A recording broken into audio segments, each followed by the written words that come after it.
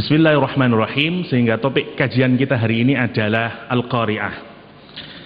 Dan menariknya di dalam Al-Qari'ah juga nanti disinggung gunung meletus, ya, sebagaimana yang hari ini kita alami di Kediri dan sekitarnya, peristiwa yang membuat banyak orang ketakutan, ditempa kesusahan dan segala macam, dan ini satu selain juga merupakan peluang ibadah bagi kedua, ini juga mengingatkan kita akan prahara hari kiamat. Oke. Bismillahirrahmanirrahim. Di juz 30 kita bisa melihat ada dua pasangan yang menarik, ya. Yang pertama, sebelum surat An-Nazi'at, napa sadurunge surat An-Nazi'at, yang kita bahas surat An-Nazi'at, setelah An-Nazi'at napa? Al-Qari'ah, setelah Al-Qari'ah At-Takatsur. Nggih. Sebelum napa namine? Sebelum Al-Adiyat apa? Sebelum Al-Adiyat Az-Zalzalah. Oke. Az-Zalzalah, Al-Adiyat, Al-Qari'ah, At-Takatsur. Kalau kita perhatikan 4 rangkaian surat ini menarik sekali. Az-Zalzalah isinya berkenaan tentang hari kiamat. Al-Adiyat isinya tentang realitas manusia di dunia yang sering lupa terhadap hari kiamat. Al-Qari'ah kiamat. At-Takatsur intinya tentang realitas di dunia yang membuat orang lupa sama akhirat. Jadi seakan-akan Allah melihat ini seperti apa namanya, pasangan, dua pasangan yang diikat jadi satu oleh Allah. Jadi dunia, akhirat, dunia, akhirat, dunia. Gitu. Zalzalah, Adiyat, terus Qari'ah sama At-Takatsur. Monggo diperhatikan, Zalzalah isinya tentang hari kiamat. Allah cerita tentang hari kiamat.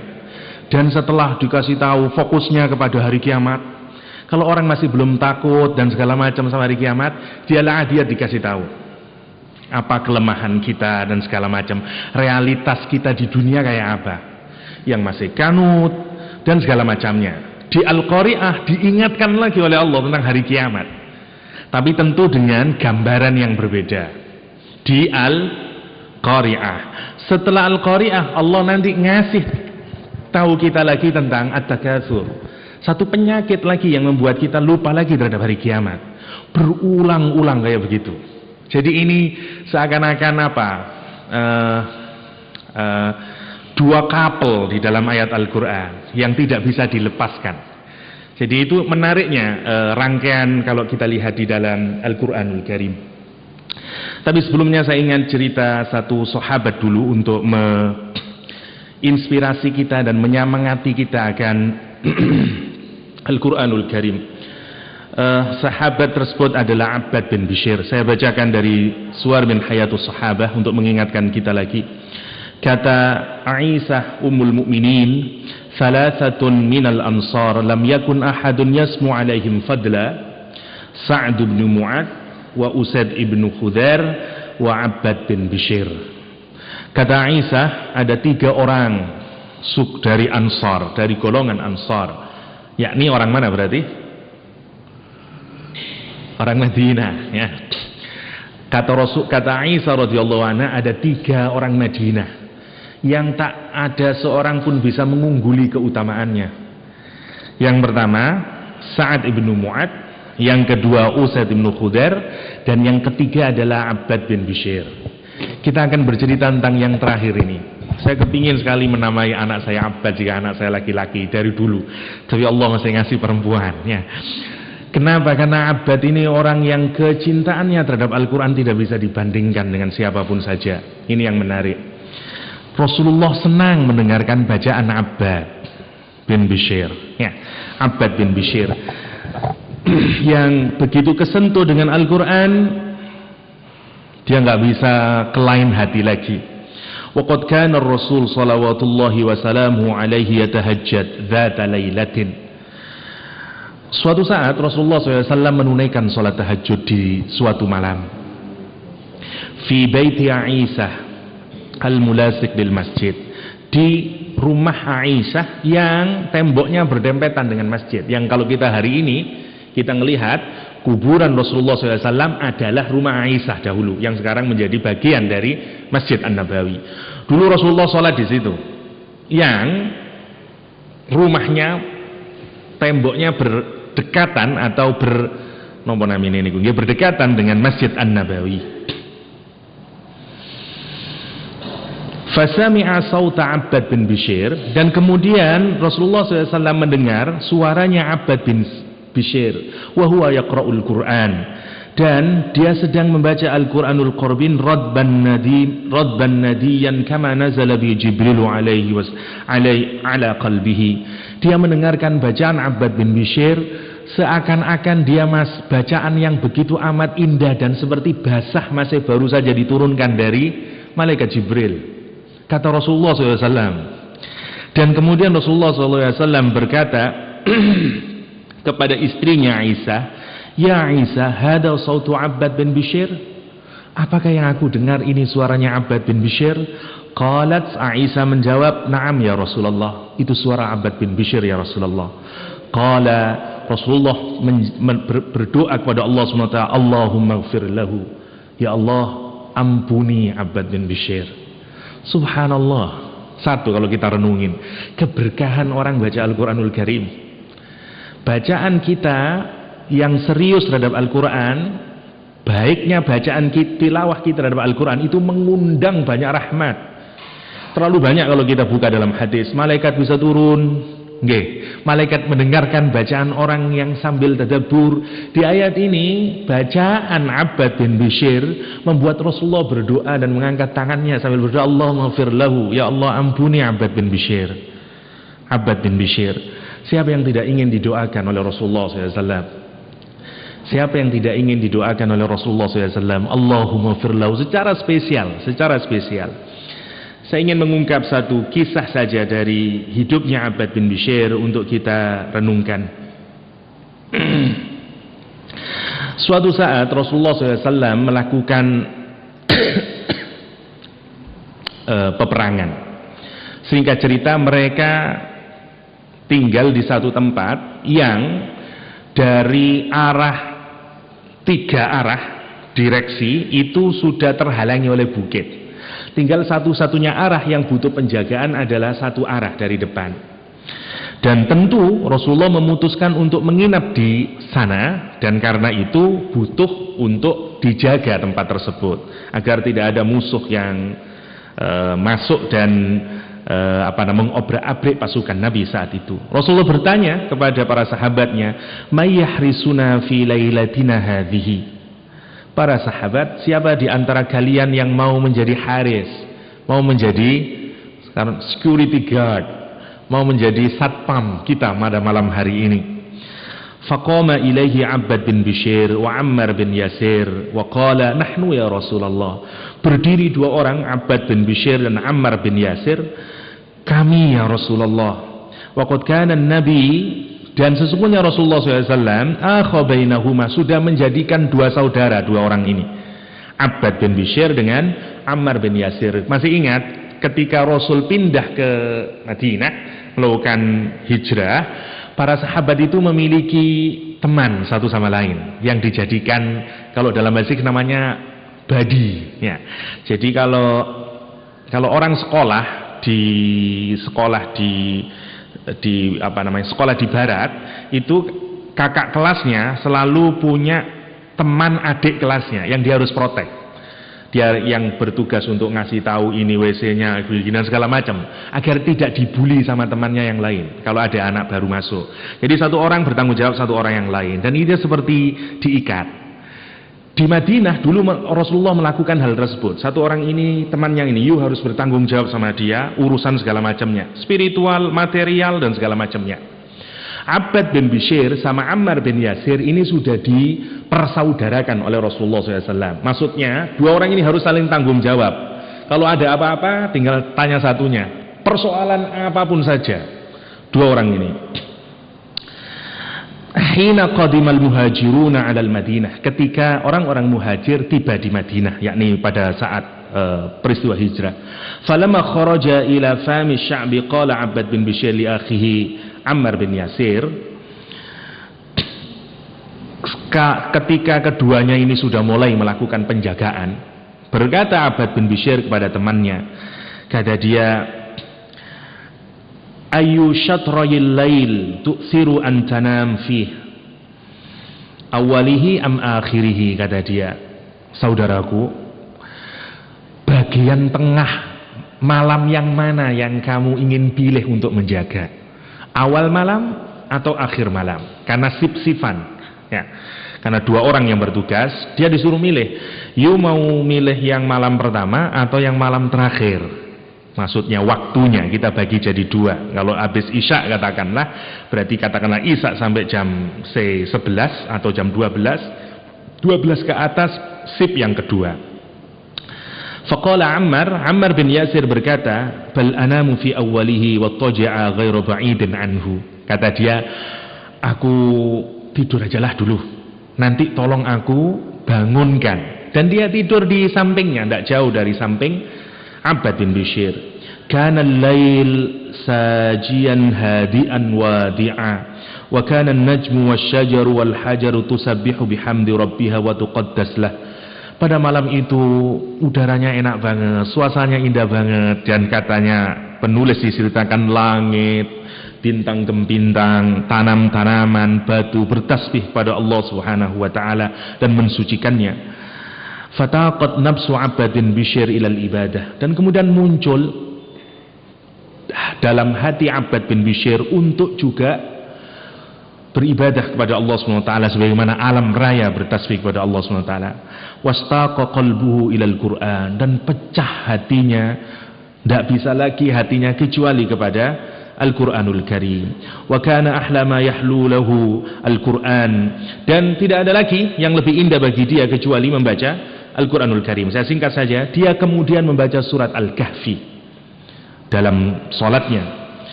Mulai dia sholat dengan sholat sunnah dengan membaca Al-Kahfi. Setelah itu terus, saya singkat saja, dari jauh mengendap-endap ada musuh. Dia melihat hanya ada satu orang yang tegak berdiri. Diambil panahnya dan menancap satu panah ke dadanya Abbad bin Bishr. Dia masih tegak berdiri, dia tidak bergeming sedikit pun.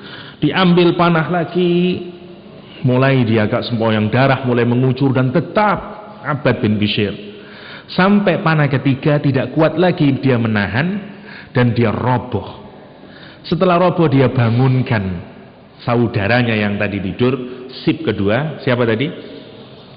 Ammar bin Yasir. Yang menarik kita lihat percakapannya.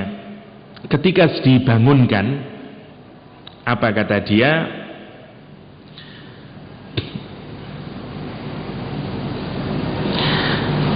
Ya subhanallah, halla aiqadtani inda awali sahmin rumaka bih.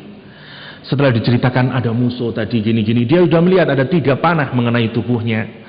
Saudaraku, kenapa kamu tidak membangunkan aku sewaktu ada panah kali pertama menancap dalam dadamu? Kata dia. Faqala Abbad, mari renungkan jawaban Abbad. Kuntu fi suratin aqra'uha, sesungguhnya aku sedang berada dalam surat yang aku baca. Kata dia, falam uhibbu an aqta'aha hatta afragha minha, dan aku amat gak senang memutuskan bacaan surat yang aku sedang baca sampai aku harus menyelesaikan bacaan ayat tersebut, surat tersebut. Wa aimullah laula khawfi min an udayyi'a thagran amarani Rasulullah sallallahu alaihi wasallam bihifdhihi lakana qat'u nafsi ahabba ilayya min qat'iha. Demi Allah, katanya Abbad bin Bishr, kalau seandainya aku tidak menyia-nyiakan amanah yang diberikan Rasulullah untuk menjaga Rasul dan para sahabatnya, tentu terputusnya jiwaku ini lebih aku cintai daripada aku memutus bacaan surat Kahfiku. Subhanallah, monggo dipun renungaken. Kisah singkat dari Abbad bin Bishr. Orang baca surat Kahfi, keindahan dalam hatinya jauh lebih mengungguli hatta kenikmatan hidup di dunia ini. Coba bayangin, dos pundi bisa orang merasakan semacam itu. Orang yang sudah tenggelam dan tadabbur ayat-ayat Allah SWT, seakan kata dia, aku nggak rela tidak menyelesaikan surat Kahfi hanya karena urusan yang lain. Mari kita renungin dengan kita sendiri. Misalnya di hari malam Jum'ah misalnya, kita disunnahkan untuk membaca surat Kahfi. Mau kita renungin, mana yang lebih kita pilih ya, jika ada sesuatu yang menggembirakan kita, televisi, telepon dan segala macamnya. Ingatlah kisah Abbad bin Bishr ini. Sesungguhnya aku tidak rela memutuskan surat Kahfiku hanya demi si televisi misalnya, atau si siapapun. Kita bukan Abbad bin Bishr, tapi marilah kita coba renungin Abbad bin Bishr yang menurut Rasulullah bacaannya sebagaimana ayat yang masih baru saja turun ketika didengarkan oleh Rasulullah SAW. Begitu hebatnya Abbad bin Bishr. Untuk apa? Untuk memberi inspirasi bagi kita lagi-lagi untuk serius terhadap Al-Quranul Karim, untuk serius terhadap Al-Quranul Karim. Oke, biar kita bisa menyelesaikan surat Al-Qari'ah, kita masuk sekarang ke surat Al-Qari'ah. Bismillahirrahmanirrahim. Al-Qari'ah, mal Qari'ah, wa ma adraka mal Qari'ah. Nada surat Al-Qari'ah ini nanti kita temukan juga di surat Al-Haqqah. Al-Haqqah, mal-Haqqah, wa ma adraka mal-Haqqah. Juga ada Al-Haqqah. Al-Qari'ah sama, Al-Qari'ah, mal-Qari'ah, wa ma adraka mal-Qari'ah. Ini yang menarik. Yang pertama yang ingin saya kenangin, kalau tiba-tiba kita dengar kata Al-Qari'ah, apa kesannya? Satu, sebagaimana yang kita kemarin diskusikan, Al-Quran, salah satu mukjizat Al-Quran adalah suaranya mengandung mukjizat. Dan kalau kita mengaji Al-Quran sebenarnya, kalau kita ingin mengikuti tradisi atau sunnah Rasulullah SAW adalah ajarin anak kita juga mendengarkan. Karena mendengarkan Al-Quran, membacakan Al-Quran itu sunnah Rasulullah SAW. Ya. Rasul senang membacakan dan Rasul senang mendengarkan. Jadi kajian Al-Quran niku mboten napa-napa diawali bacaan niku saya justru. Karena itu mengikuti tradisi Nabi. Mengikuti tradisi Nabi.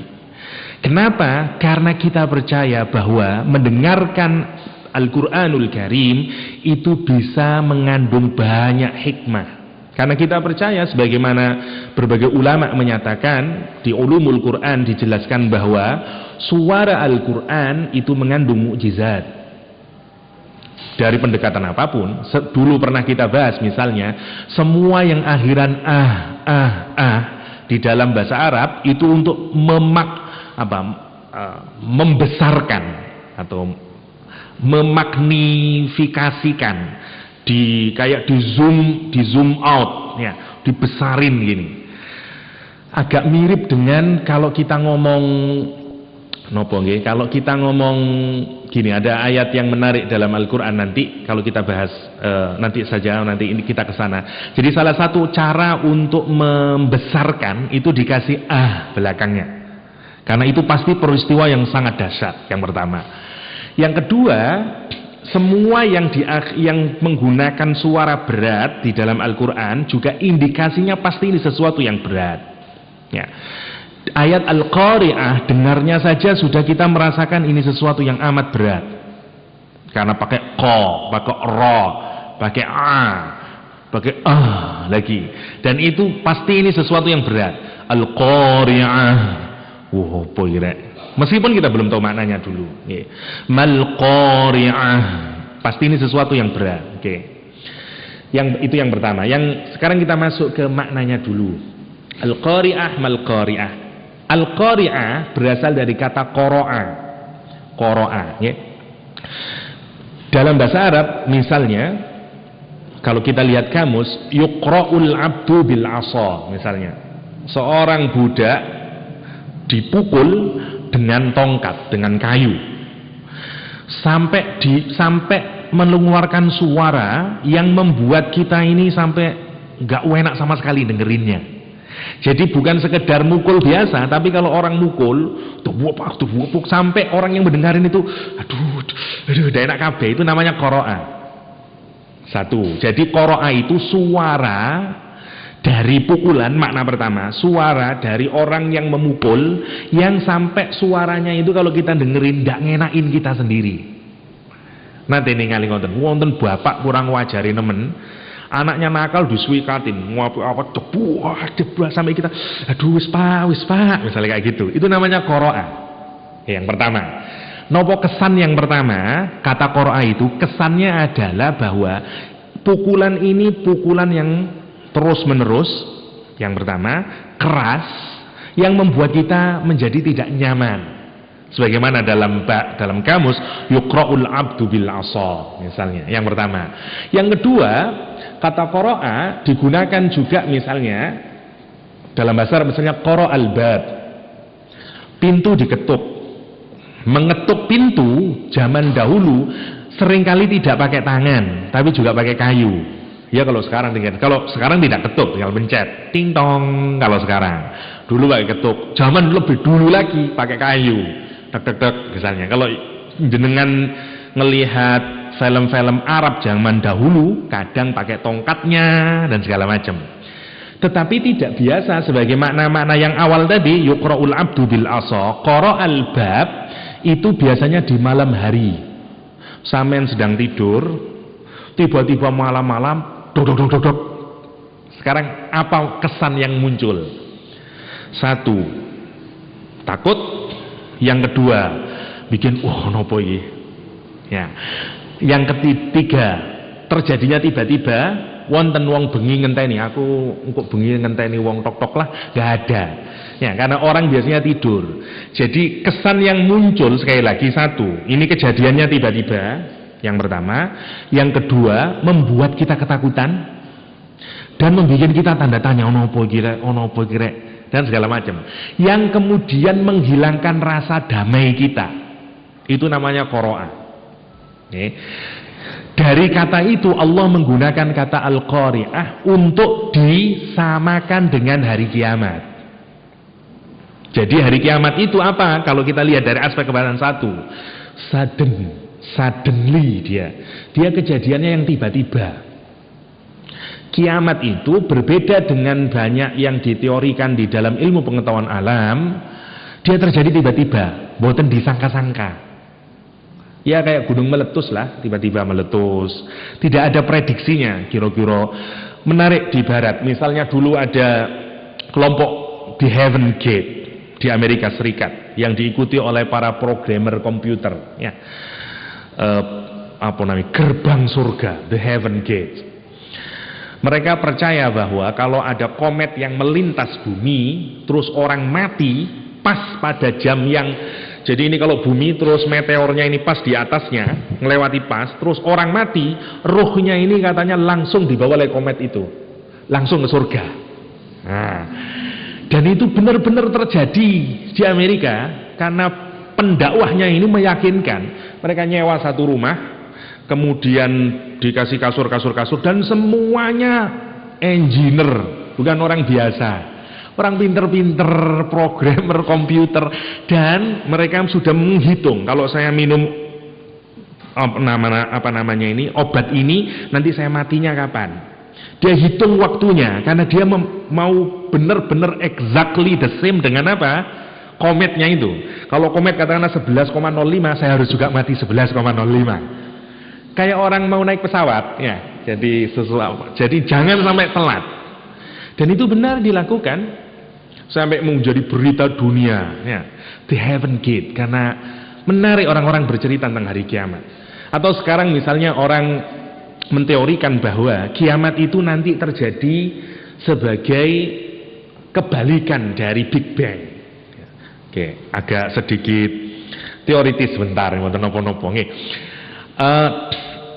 Sekarang ini sebagaimana di Al-Quran, langit dan bumi itu dulu kan jadi satu, ngeten, menurut teori Al-Quran. Misalnya kanata rotqon, dulu langit dan dunia ini jadi satu gini, fafataknahuma, dan kemudian aku pisahkan, ya. Itu dikenal dalam ilmu fisika sebagai Big Bang teori. Ya. Dulu katanya sekarang benda di langit ini yang jumlahnya ada yang menyebut sekarang 300 miliar. Ya.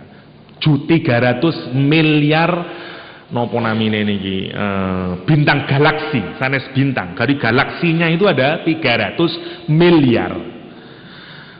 Duko pinten bintangnya menurut satu galaksi sudah berapa itu? Lah ini dulu awalnya ini satu benda. Katakanlah satu gini. Jadi sebelum pecah itu awalnya satu gini. Jadi dulu jadi gini, semua bintang awalnya begini teorinya. Orang itu neliti pakai teropong. Bintang ini di sini misalnya. Saya diteliti. Minggu depan dia pindah lebih jauh lagi terus ke sana.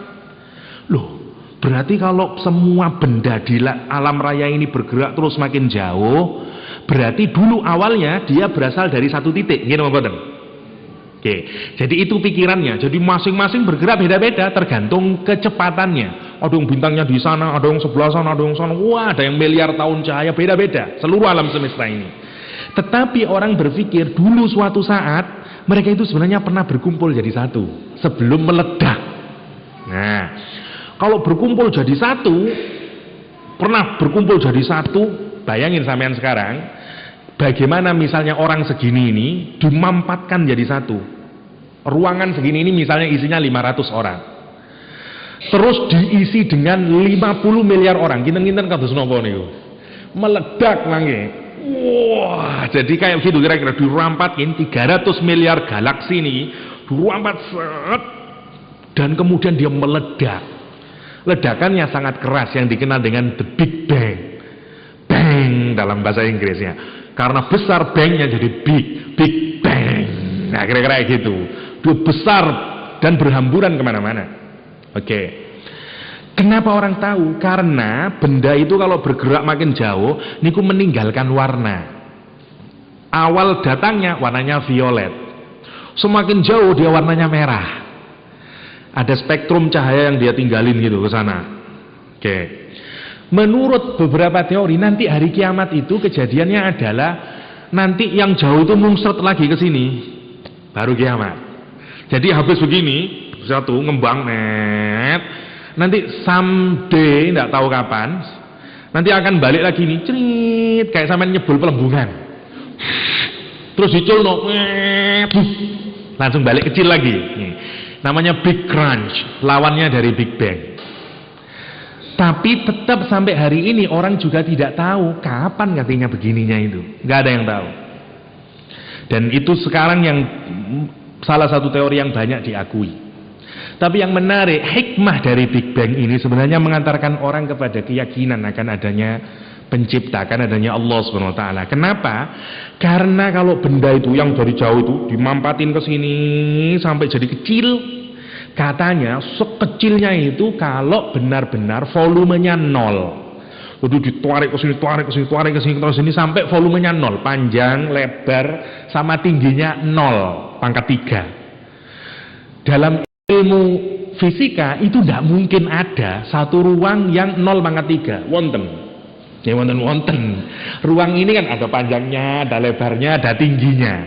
Tapi jenengan bisa bayangin sebuah ruang yang nol pangkat 3. Nggak bisa dibayangin. Dalam logika itu namanya ketiadaan, atau dalam bahasa Inggris disebut dengan nothingness. Jadi orang kemudian mengakui bahwa dunia ini berasal dari ketiadaan. Artinya apa? Harus ada yang mewujudkannya. Dulu orang nggak begitu. Einstein saja dulu nggak mikir kayak begitu. Mikirnya enggak, ini terjadi dengan sendirinya karena dulu ada bahan. Sekarang orang mengakui nggak ada bahannya. Loh, kalau dimampatin habis, nggak tahu.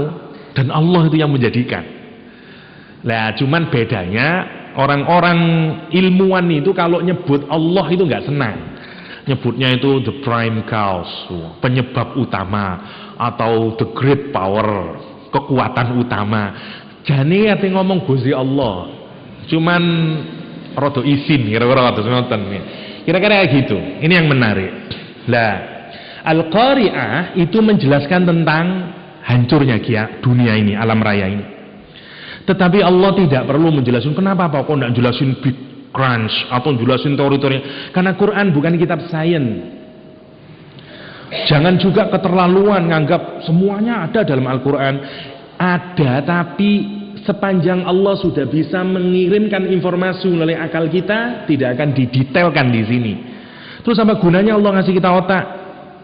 Dengan otak ini kita harus nyari rumus ini dan segala macamnya. Quran bukan kitab fisika.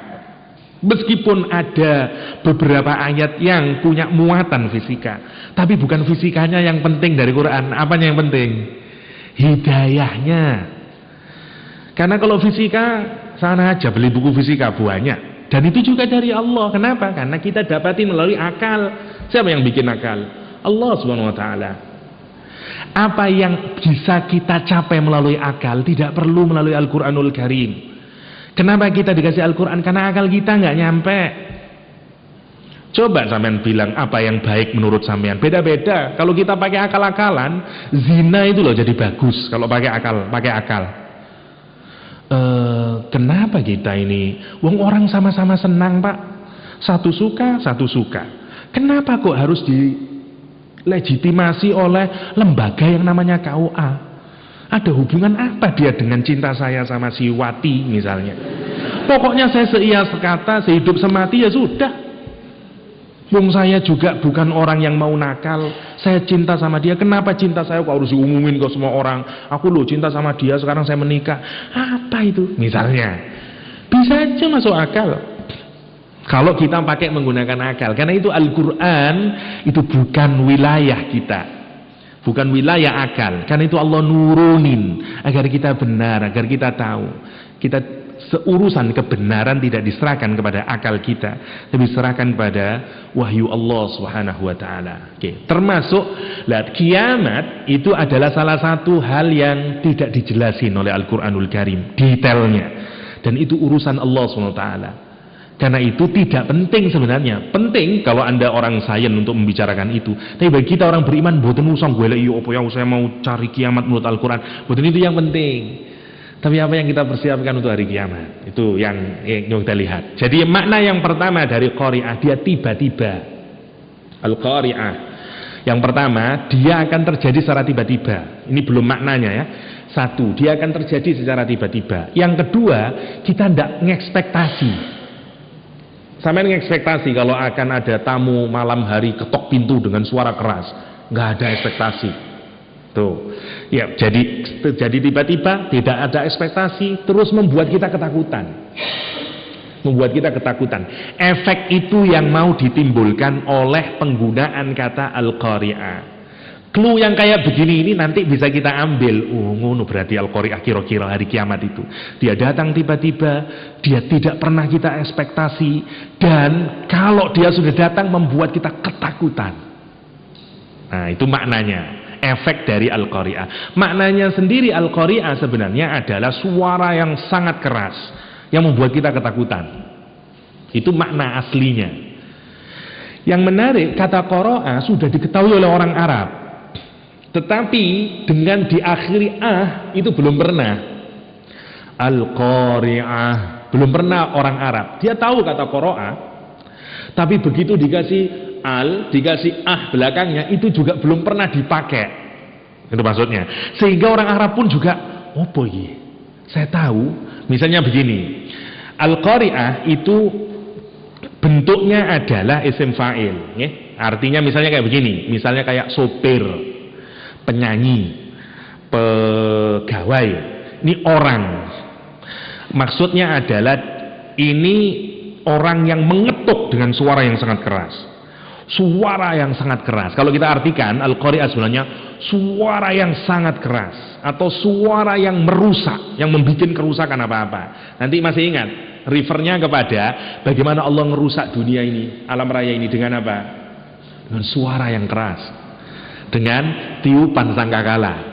Itu yang menarik. Kalau jenengan nonton film Kung Fu The Hustle, salah satu nopo namine niku, salah satu kesaktiannya adalah the lion roar, ya, yang orang hancur semuanya dengan suara. Dan itu sebenarnya niru Al-Quran. Ya. Berapa kaum umat dahulu yang dihancurkan Allah dengan suara, dengan angin, dengan macam-macam cara Allah menghancurkan. Dan suara itu bisa menjadi alat yang paling ampuh untuk menghancurkan. Bagaimana? Dan itu belum ditemukan teknologinya ya sampai hari ini.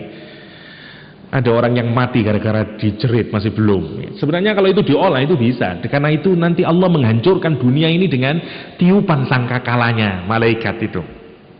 Yang begitu nanti diblown, disempritkan bahasa kita, ditiup, ditiup, nanti semuanya akan hancur. Semuanya akan hancur. Ini yang menarik dengan suara. Oke. Jadi Al-Qari'ah kemudian menjadi hal yang membuat tanda tanya. Ini Al-Qari'ah ini dia isim fa'il, tapi dia nggak ada awalannya, nggak ada akhirannya. Kata Syekh Mutawalli Sya'rawi, kalau jenengan, saya tidak tahu apakah sudah ada terjemahannya, salah satu tokoh tafsir yang paling saya kagumi adalah Syekh Mutawalli Sya'rawi dari Mesir, almarhum ya. Orang yang sangat jenius dan paling bagus di dalam menjelaskan keindahan kata-kata dalam Al-Quran. Tafsirnya disebut dengan khawatir. Sayangnya beliau menulis tafsirnya belum selesai dan keburu meninggal dunia. Khawatir Syekh Mutawalli Sya'rawi. Dan bahkan tidak dinamai tafsir saking tawaduknya. Dia cukup menawi khawatir. Khawatir itu sudah masuk ke dalam bahasa Indonesia, namanya khawatir. Ya, khawatir itu seperti napa namine? Napa kerentek ning ati, sampean mikir-mikir anu kira-kira apa ya? Kayak itulah. Inilah khawatir. Kak, sampean kalau khawatir ada di mana? Ada di sini. Aku rada khawatir pangko lek ngene ya, lek ngene ya, lek ngene ya.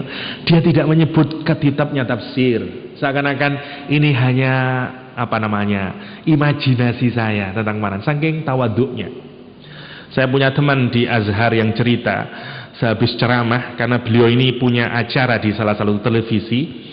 Jadi dia pulang dari masjid itu, minta berhentikan kepada sopirnya di sebuah masjid. Mesir terkenal dengan orang yang kencing di mana-mana, karena itu bau Mesir, salah satu kejelekan dari Mesir. Nah, di WC-nya terkenal juga bau di masjid. Syekh Mutawalli Sya'rawi berhenti di masjid itu. Sopirnya menunggu lama, gak keluar-keluar dari masjid itu. Penasaran sopirnya, kemana Syekh ini kok gak keluar. Ternyata dia ganti pakaian, dia ngepel pintu WC di masjid itu. Dia bersihin semuanya. Kenapa? Kata dia, aku tadi sudah dipuji-puji orang karena aku mengajarkan Al-Quranul Karim. Aku takut ada kesombongan dalam hatiku. Karena itu angin menghajar kesombonganku dengan, ini loh Sya'rawi, kamu itu bukan siapa-siapa, kamu itu seperti di kakus ini, bersihin dan segala macamnya. Syekh Mutawalli Sya'rawi, ulama yang sangat memukau yang pernah kita miliki ya. Yang sayang, menarik sekali kalau jenengan tertarik. Banyak beberapa video pengajarannya diunduh di YouTube, monggo menawi dilihat, Syekh Mutawalli Sya'rawi. Bahkan sudah ada websitenya sendiri, murid-muridnya yang menyimpan ceramah beliau dan segala macam. Menarik.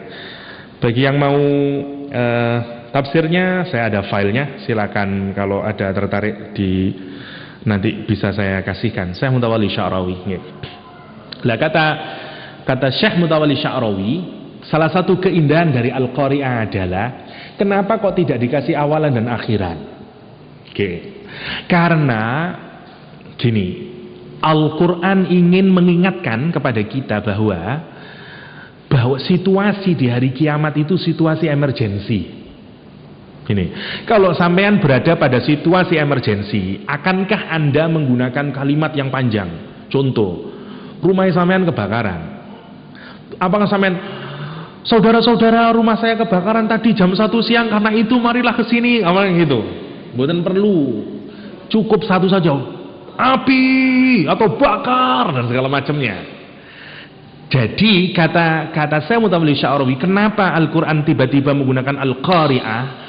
Agar membuat orang satu, membuat curiosity, membuat orang bertanya-tanya, api loh, ono apa iki? Karena itu yang pertama. Yang kedua, memang sengaja oleh Allah dihilangkan. Berbagai ulama misalnya mencoba mencari jawab, kira-kira apa sebelumnya. Karena ini kalau dalam posisi kalimat disebut dengan pembukaan kalimat, atau seringkali disebut dengan mubtada. Ada misalnya menjawab al-qari'ah atiyatun, misalnya hari kiamat yang disebut dengan suara yang sangat keras itu sedang datang menghampirimu. Kira-kira kayak gitu. Itu yang pertama.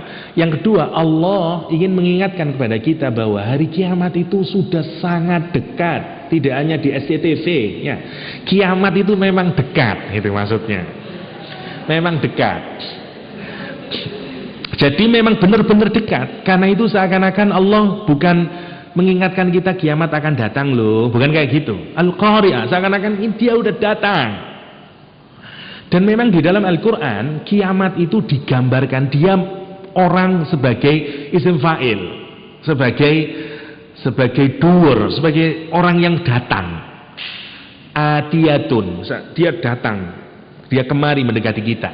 Itu disebut dengan Al-Qari'ah. Dan membuat orang penasaran, apa Al-Qari'ah itu? Itu yang pertama. Bagi orang Arab, yang muncul ketika orang bicara tentang Al-Qari'ah, apa yang muncul? Satu, apa terus Al-Qari'ah? Saya tahu maknanya itu adalah suara yang keras, tapi ini suara yang aneh nih.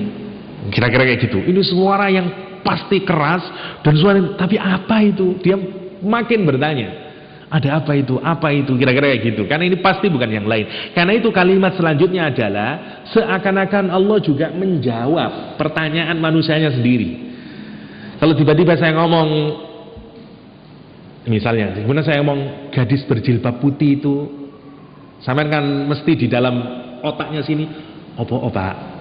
Meskipun saya tidak ngomongin, si gadis berjilbab putih itu, terus saya meneng, semua di kepala kita ngomong, nah, mesti kayak begitu. Dan Allah belum menjawab, masih ditambah lagi keinginan rasa ingin tahu kita itu ditingkatin lagi oleh Allah. Mal qari'ah, apa itu si gadis ibu putih? Pasti kurang ajar iki. Apa itu? Kira-kira kayak gitu. Makin dibikin penasaran lagi. Wa ma adraka mal qari'ah, dan tidak akan sedikit pun punya keterangan, punya ilmu untuk bisa tahu si gadis putih itu. Makin yono boleh sampai ini gregeten rasanya.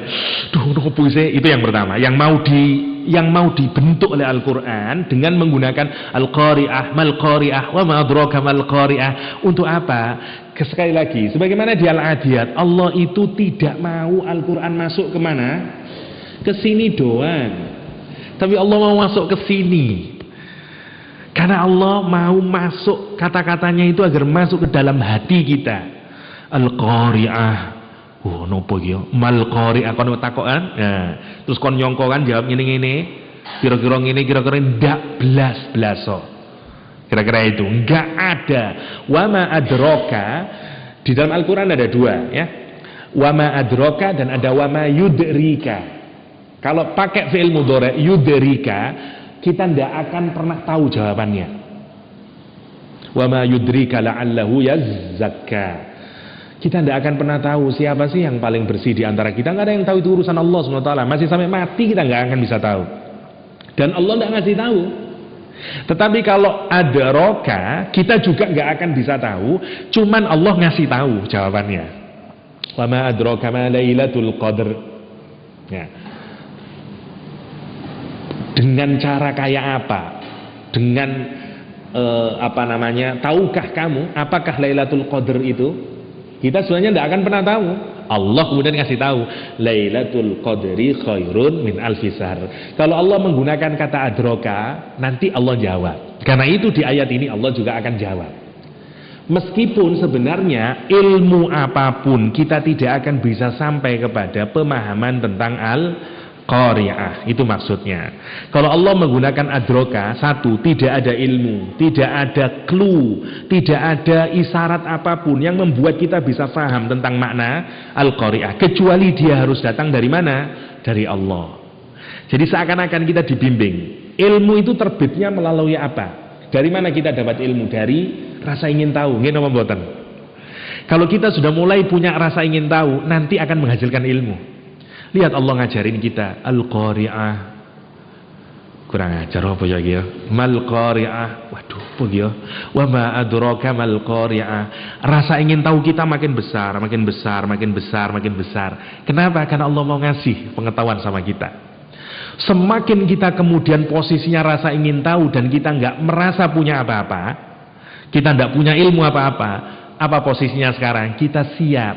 Kalau kita ingin dapat ilmu, gelas kita harus kosong. Jok gumede. Misalnya, saya udah full datang ke pengajian, ya starting ngono tok. Nggak akan dapat ilmu kita. Kenapa? Karena kita sudah penuh dengan dirinya sendiri. Dan tidak akan dapat ilmu. Kalau kepingin dapat banyak dari ilmu, jadilah cangkir yang masih kosong.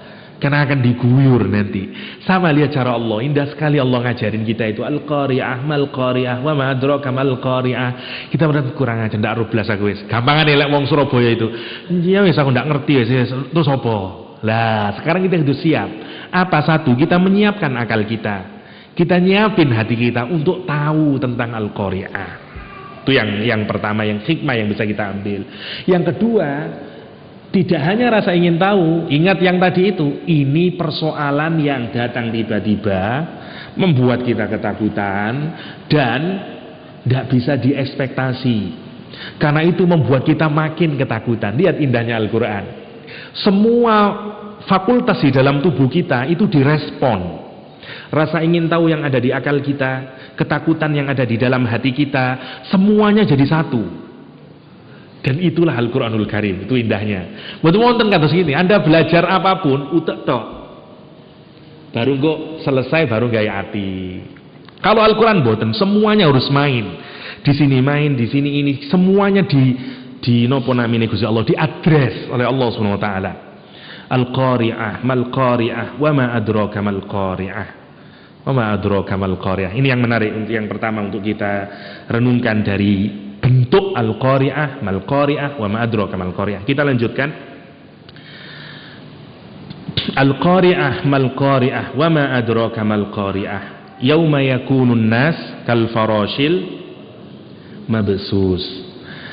Allah kemudian menggambarkan nanti di hari kiamat, kalau sudah terjadi Al-Qari'ah. Gini dulu sebelum masuk ke sana, di kalangan para ulama terjadi perbedaan. Ada yang menyebutkan ada 2 kali suara keras atau tiupan sangkakala itu, ada yang menyebut ada 3 kali. Yang menyebut 2 kali adalah 1 dihancurkan semuanya, yang 1 dibangkitkan lagi, cuman ada 2. Yang menyebut 3 adalah 1 pertama kali dimatikan semua orang Islam, sehingga yang tersisa kemudian orang kafir saja, ketakutan segala macam. Karena nanti kan sebagaimana di hadis sahih, nanti akan ada angin yang lembut, ya, yang kemudian mewafatkan semua orang mukmin di dunia, mati semuanya. Yang tinggal di atas dunia kemudian siapa? Orang-orang yang tidak punya Allah, orang-orang yang bukan mukmin. Itu yang pertama. Terus yang kedua, Allah tiupan sangkakala yang kedua adalah tiupan meninggal semuanya, alam semua saya hancur. Setelah itu yang ketiga adalah dibangkitkan. Nah, jadi ada periodenya, ada yang menyebut 2, ada yang menyebut 3. Lah Al-Qari'ah niki yang pundi kinten-kinten? Yang pertama, kedua atau ketiga? Yang ketiga. Yang ketiga. Kenapa? Karena nanti diikuti dengan mizan. Diikuti dengan mizan. Yang pertama, kehancuran yang pertama akibatnya nopo? Dereng kiamat untuk orang-orang mukmin, meninggal semuanya. Setelah itu baru yang disebut Al-Qur'an yauma tadhalu kullu murdi'atin ila akhirih, itu refernya ke yang pertama. Yang kedua, yang tiupan yang kedua hancur semuanya. Semua hancur, tinggal Allah saja, dan kemudian dibangkitkan lagi. Kita semuanya muncul, menunggu apa? Hisabnya. Dan kita akan bercerita tentang Al-Qari'ah, bercerita tentang yang ketiga. Oke. Itu yang pertama. Yang kedua, periode hidup di akhirat itu diawali dari 1, nanti Allah itu memperlihatkan amal kita. Nomor satu dikasih buku dulu, ya. Setelah dikasih buku diperlihatkan amal, setelah diperlihatkan amal dihisab, setelah dihisab baru diputusin. Jadi urut-urutannya nanti kita dapat buku dulu. Karena itu di ayat di atasnya Allah sudah ngasih tahu, di ayat di atasnya ini, fa amma man utiya kitabahu biyamini, fa amma man utiya kitabahu bisimali, fa amma man utiya kitabahu wara'a dhuhri. Itu ayat di atasnya, surat di atasnya. Di Az-Zalzalah proses kedua, liyurau a'malahum, diperlihatkan oleh Allah. Jadi gampangannya dikasih buku sama DVD-nya. Kira-kira kayak gitu. Tapi belum ditimbang. Terus kita tahu semuanya udah dapat dari mana dilihat, waduh, dilihatin semuanya itu, liyurau a'malahum. Baru setelah itu, setelah ditimbang baru nanti ditimbang. Ditimbang itu di Al-Qari'ah. Ya, karena itu nanti ada istilah mawazinuhu fa ummuhu hawiyah ila akhirih. Lah setelah ditimbang baru diputusin masuk surga atau masuk neraka. Nah kita ini sekarang ada di stage ke nomor 3, di level ketiga, ya.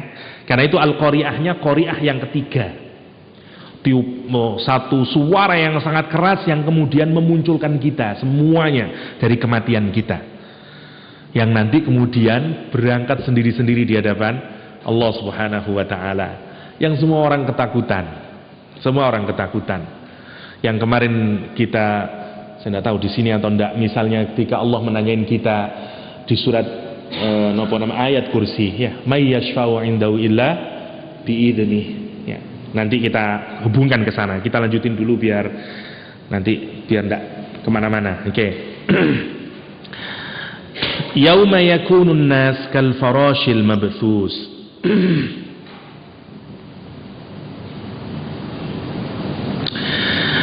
Pada hari itu manusia, yauma, pada hari itu, yakni hari kiamat, manusia, Allah sekarang bicara seluruh manusia, tidak hanya individu, masing-masing di antara kita. Yauma yakunun nas kal farashil mabthus. Seperti apa? Kalau dalam bahasa Indonesia diartikan apa nih? Seperti laron yang berterbangan. Farash, yang dari kata farasha, sebenarnya tidak hanya laron, tapi insek yang kecil-kecil yang biasanya mendatangi lampu. Tidak hanya laron, itu sebenarnya apa? Karena pengetahuan kita adanya laron, gitu, yang deketin cahaya. Lah kalau di negeri yang tidak ada laron, terus bundi. Jadi faros itu sebenarnya bukan hanya laron, ya, tidak hanya laron. Jadi yang paling umum kita ketahui kalau ada lampu itu biasanya ada hewan yang kecil-kecil yang baru kita ketahui kalau kita sorot atau kena lampunya itu kecil-kecil, yang arah larinya kemana? Boten karu-karuan, ke sana kemari dan segala macamnya. Itu menariknya. Insek atau nopo insek nih, serangga kecil-kecil itu, bug. Nah, itu kalau mendekati cahaya niku ke semua arah. Dia mboten karu-karuan mendekatinya. Oke. Mabthus itu juga kemana-mana. Sekarang kita renungin, kenapa Allah kok masih ngasih keterangan mabthus? Padahal faros itu sudah indikasinya adalah hewan kecil yang enggak mboten karu-karuan arahnya sudah mendekati cahaya itu. Kenapa kok seakan-akan ditambahi lagi dengan keterangan yang seakan-akan mboten kok nopo sia-sia, kayak sia-sia. Karena Allah ingin menggambarkan sebenarnya ini tidak untuk menggambarkan kepada kita benar-benar seperti itulah nanti kita. Yang menarik, coba renungin. Burung meskipun jumlahnya banyak, kalau dia keluar arahnya berhamburan atau dia punya arah yang sendiri? Arah sendiri, burung itu. Manuk serinti, ya, burung serinti itu, burung serinti ini. Walet, burung walet, kalau keluar dari rumahnya jumlahnya bisa ratusan ribu, tapi dia satu arah, ke sana semuanya. Atau kalau kita saksikan burung, dia itu meskipun jutaan mana ada pemimpinnya, karena itu sering dipakai kalau kita pingin bekerja sama, tirulah ilmu burung, kayak gitu. Ada pemimpinnya satu diikutin, kayak bahkan bentuk seperti V, ya, seperti V begini. Kalau burung itu, dia bergerak seret ke sana semuanya, tidak untuk insek. Oke, saya tanya, kalau misalnya di ruangan ini ada kebakaran, akankah sampean lari satu arah? Boten, dan itu watak manusia. Kita akan ngambur kemana-mana, ada yang lewat sana, ada yang lewat sana, dan segala macamnya. Kita tidak seperti burung. Oke, Allah menggambarkan kegentingan pada hari itu, keseraman pada hari itu, ketakutan hari itu, membuat kita juga berhamburan seperti insek yang buatan karu-karuan itu arahnya. Kemana suang kali, dan itu yang digambarin di dalam Al-Quranul Karim. Ya, orang lari semuanya, sebagaimana di banyak ayat dijelaskan bagaimana misalnya suami lari dari istrinya, istri lari dari suaminya, anak lari dari orang tuanya, orang tua lari dari istrinya. Nggak ada, masing-masing kita berhamburan sendiri-sendiri. Orang bener-bener sendiri. Bahkan di dalam Al-Quran, coba kita renungin nanti praharanya ini digambarkan Al-Quran secara menarik. Siapa orang tua di dunia hari ini yang rela, misalnya di dunia ini banyak orang rela dirinya menjadi tebusan bagi anaknya, gitu, atau banyak istri yang rela dirinya menjadi tebusan bagi suaminya. Kalau kita mencintai seseorang, kita rela menjadi tebusannya. Misalnya ada orang tua anaknya masih kecil mati, apa dia bilang? Ya Allah, kalau dia tidak punya agama yang kuat, kenapa kok bukan saya saja yang mati? Saya rela saya mati asalkan jangan anak saya, misalnya. Kalau suami terlalu sayang sama istri, dia juga gitu. Ya Allah, ambil saja saya ya Allah, jangan istri saya ya Allah, misalnya. Karena orang terlalu cinta. Atau Anda sangat cinta kepada saudara sampean, dia itu orang yang sangat pintar ya Allah, jangan dia yang diambil dulu, saya saja ya Allah. Orang bisa kayak gitu. Dengerin sekarang Al-Quran berbicara nanti di hari kiamat. Ya. Yawaddul mujrimu law yaftadi. Orang mujrim, orang kriminal, orang yang punya banyak dosa nanti di hari kiamat sangat kepingin untuk apa? Untuk menebus dirinya min adzabi yauma idzin, dengan azab Allah nanti ketika dia dapat di hari kiamat tadi. Dengan apa? Bibani, dengan anak-anaknya. Coba jangan bayangkan, sekejam-kejamnya hukuman di dunia ini, Anda mau misalnya sampean mboten yugo kula mawon sampean pateni dhisik nggih. Karo kari-kari mawon. Ada orang tua yang berani ngomong kayak begitu di dunia ini. Sekejam-kejamnya orang tua mboten wonten sing kados ngoten. Karena itu seringkali bahkan itu juga dilakukan oleh orang-orang Yahudi misalnya di Palestina dengan menangkap anaknya. Dan orang tuanya sudah bisa disetir. Saya punya anakmu, ini fotonya, ini suaranya. Lihat, kenapa sih orang menculik anak di dunia? Karena ingin dapat tebusan. Diculik dari sekolahan, disimpan. Bu, anak Anda sekarang dari tawan saya. Kalau Anda mau selamat, kasih 10 juta misalnya. Karena anak bisa dijadikan tebusan. Nanti di hari kiamat, anaknya dikasih tebusan. Bayangkan, dibalik suasananya. Orang tua menjadi sangat rela, wis bano anakku sampean PPN paten-patenono, gambarnya gitu. Ini jadi tebusan saya, asalkan saya selamat. Apa yang sampean renungin? Selfish. Orang tidak lagi punya berpikir tentang yang lain kecuali siapa? Keselamatan dirinya sendiri. Saking nopo nih, kalau Anda bayangin kayak sekarang, kalau kita bayangin gitu, ada apa dengan hari itu? Karena prahara hari itu amat sangat menyedihkan sehingga orang tidak bisa berpikir tentang orang lain kecuali dirinya sendiri. Kenapa sih kita masih bisa berpikir orang lain di dunia ini? Karena mboten terlalu sedih, sesedih-sedihnya kita masih merasa I can take it. Untuk duka yang ini saya masih saged. Asalkan jangan anak saya, insya Allah bawis masih aku sorok. Kenapa? Karena kita masih merasa kita masih punya kemampuan untuk menanggungnya.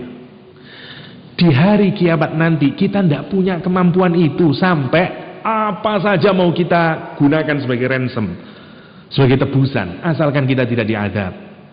Yawaddul mujrimu law yaftadi min adzabi yauma idzin bibani wa sahibatihi wa bani wa sahibatihi wa akhi wa fasilatihi allati tuwi wa man fil ardi jami'an thumma yunji. Dalam Al-Quran dia bilang orang-orang yang berdosa sangat kepingin dia menukar dirinya dengan anak-anaknya, dengan sohibah. Apa sohibah itu? Bukan lagunya Romai Rama ya. Sohibah itu pasangan kita. Pasangan kita, suami atau istri yang sangat dekat, yang kemana-mana sama kita. Tidak semua loh suami istri yang terus berdua. Bulan pertama iya, tahun pertama iya, setelah 5 tahun belum tentu jadi sohibah. Istrinya kemana, suaminya kemana, saambrek kata sengatan itu. Allah ingin menggambarkan ini hubungan suami istri yang penuh cinta, yang boten saged pisah, sehingga Al-Quran tidak menyebut wa azwajihi. Al-Quran menggunakan wa sahibatihi untuk menunjukkan ini suami istri di dunia full in love, sangat cinta keduanya ini, koyok-koyok Romeo and Juliet, gak bisa dipisah. Apa nanti di akhirat awak mudik sepurane ya kon tak tebusan sira aku selamat, bisa kayak begitu? Wa sahibatihi wa akhi, dulur-dulurku kabeh, wa fasilatihi allati tu'wih, kerabat-kerabatnya yang dulu ngasih tempat sama dia, orang yang pernah berjasa sama dia, atau waman fil ardi jami'an summa yunji. Coba puncaknya dari selfish, atau seluruh orang lah di dunia ini sampean azab kabeh asalkan kula mboten. Napa nunjukin napa niku? Puncak dari selfishness, puncak dari napa niku? Keindividuan, atau bahasa Arab puncak dari ananiah, egoisme. Kenapa orang egoisme? Saking wedine, saking ketakutan. Itu betul saja dibayangkan. Di dunia ini kita tidak bisa bayangin. Misalnya kalau kita mau disiksa, dipotong jari kita, dikuliti sampai tulang kita, orang mungkin masih biaris, tidak apa-apa, saya tahanin masih bisa. Ini jauh lebih itu, sehingga orang sampai tidak punya kepikiran sama yang lain pun, hatta di dalamnya ada cinta. Ini menarik ayat ini untuk kita renungin. Ya waddul mujrimu law yaftadi min adabi yawma idzin bibani wa sahibati wa akhi wa fasilati allati tu'wi wa man fil ardi jami'a summa yunji. Yang penting saya selamat. Nah, orang yang ngomong kayak begitu itu ada enggak di dunia ini? Saambrek, orang egois. Orang mujrim di hari kiamat juga egois. Dan itu cirinya juga. Siapa yang egois di dunia, nanti juga di akhirat dia egois, dan itu ciri mujrim. Ciri orang pendosa. Yang penting memang gua pikirin masalah buat lo. Misalnya, itu udah bagus banget. Kita ini dibombardir dengan jargon-jargon yang sama sekali mboten islami. Masalah buat lo, dan itu sebagai guyonan. Tapi jangan dikira itu bagi kita mungkin yang sudah bisa melakukan filterisasi. Bagi anak-anak kita, be yourself, jadi dirimu sendiri. Sakarep-karepmu, karep itu kan sakarep-karepmu. Ndak usah gelem dituturi wong liya. Wis dadi awakmu dhewe, aja nurut wong tuamu. Sing penting awakmu. Lah ngono karepe janjane itu. Be yourself. Coba apa yang kita dibombardir dengan macam-macam. Ya seperti masalah buat lo itu. Seakan-akan kita ini orang yang bebal, gak mau dinasehatin oleh siapapun. Yang penting saya, yang penting aku. Ndak ingat nanti yang kayak itu. Summa yunji. Orang yang paling egois. Dan Allah ngasih tahu, jangan kayak begitu. Ini yang menarik. Ini karena itu Allah menggambarkan, lihat, indah sekali Allah. Yauma yakunun nas kal farasil mabsus. Lihat, Allah menggambarin hari kiamat singkat tapi menarik sekali. Mboten dawa-dawa oleh ngomong niku. Saya yang panjang ya. Tapi lihat Allah, tapi menarik. Nanti manusia dia akan hanya seperti insek yang berhamburan kemana-mana. Tapi gambarannya itu saking ketakutannya, saking paniknya, saking bingungnya dan segala macam. Itu yang pertama. Wa takunul jibal kal'ihnil manfush. Kalau itu aspeknya pada manusia, sekarang bagaimana dengan alam semesta? Gambaran sampean kalau ngelihat di dunia ini apa yang terkuat? Gunung. Di alam semesta ini atau di bumi ini, gambaran yang bisa digambarkan oleh manusia untuk menggambarkan yang namanya kekuatan itu gunung. Tumbuh-tumbuhan sekuat strong-strongnya tanaman masih kalah gambarannya untuk dengan gunung. Iku kalau wit-witan kuat nemen banding gunung kuat ndi? Ya kuat gunung. Tidak ada yang lebih stabil, lebih kokoh, lebih tetap di tempatnya melebihi gunung. Itu gambaran manusia. Gini boten. Allah sekarang mau menggambarin. Kalau you bayangin, kenapa Allah dipikir jibal? Tapi ini maksudnya gini, ngambil satu, tapi agar kita punya bayangin, lah apa maneh liyane, ngono lho maksudnya. Ini maksudnya. Jangan berarti kiamat itu nanti jibalnya saja Ustaz ya, yang lain enggak, boten. Jadi ini mengambil sebagian untuk membuat kita memahami kayak orang foto. Ada zoom in, ada zoom out. Dia lagi zoom in. Ada bunga mawar di taman. Sampeyan zoom in sit mawar itu. Tapi sebenarnya mawarnya ini ada di dalam taman yang besar. Allah bilang manusia secara umum, you hancur kayak begitu nanti, ketakutan dan segala macamnya. Sekarang akan aku perlihatkan seluruh alam dunia ini. Tapi manusia kan mikirnya itu yang paling tahu, yang sebagai paling kuat itu jibal atau gunung, karena dia tidak bisa bayangin lagi yang lebih kuat dari situ.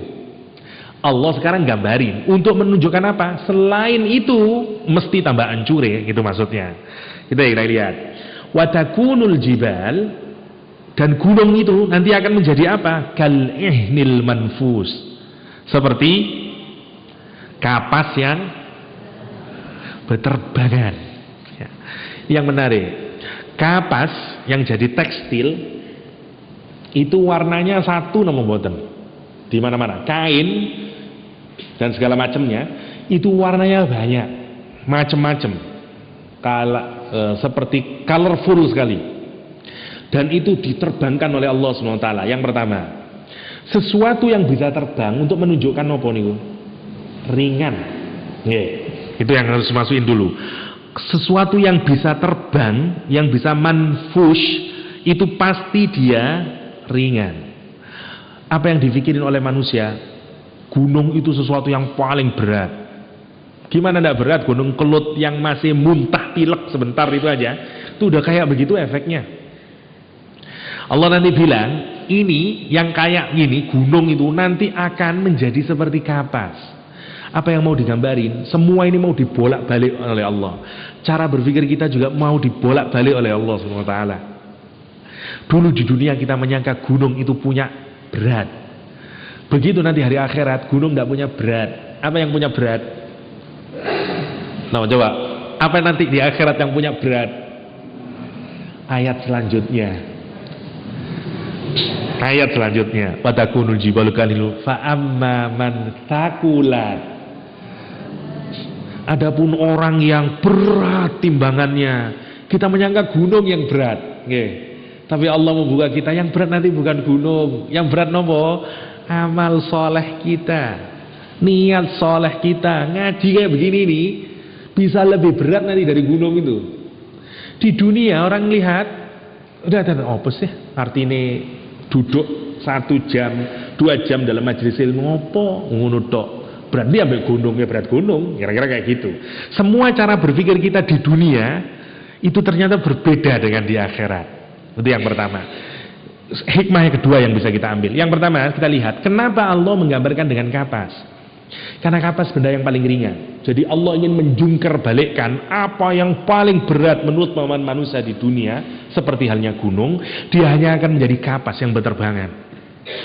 As-Sabuni misalnya dalam Rawaiul dan Sofwatu Tafasir menjelaskan secara menarik. Kenapa Allah menggunakan kapas? Karena karena kapas itu berwarna-warni ya. Dan yang menarik kata dia, gunung itu ternyata memang berwarna-warni sesuai dengan kandungan yang ada di gunungnya. Kalau kapur dia putih, kalau emas mungkin agak kekuningan, kalau tembaga berarti agak kemerahan dan segala macamnya. Jadi masing-masing gunung itu dia punya warna sendiri-sendiri. Tergantung apa yang ada di dalam gunung itu. Ya. Jadi Freeport itu nanti kalau keluar misalnya, ya, gunung di sana itu mungkin kuning dari Papua. Nah, Gunung Kelut jadi apa misalnya dan segala macamnya. Gunung itu nanti begitu amat ringannya, seakan-akan dia kemudian menjadi kapas yang berterbangan kemana-mana, menjadi colorful.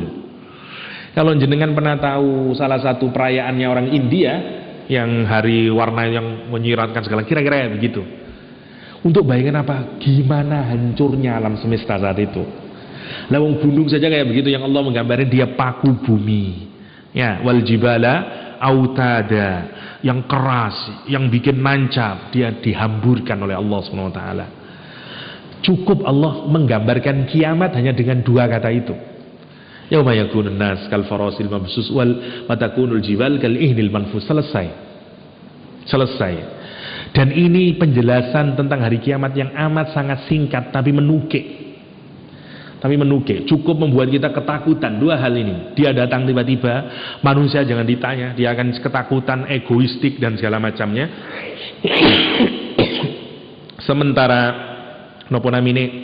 alam semesta hancur seperti halnya gunung yang kemudian hanya menjadi kapas yang berterbangan.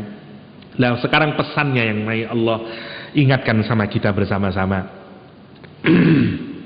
Kata Allah SWT, ini yang menarik sekali. Fa'amma man thaqulat mawazinuh. Adapun orang yang berat timbangannya. Kita lihat satu-satu dulu. Thaqulat, ya, mithqal itu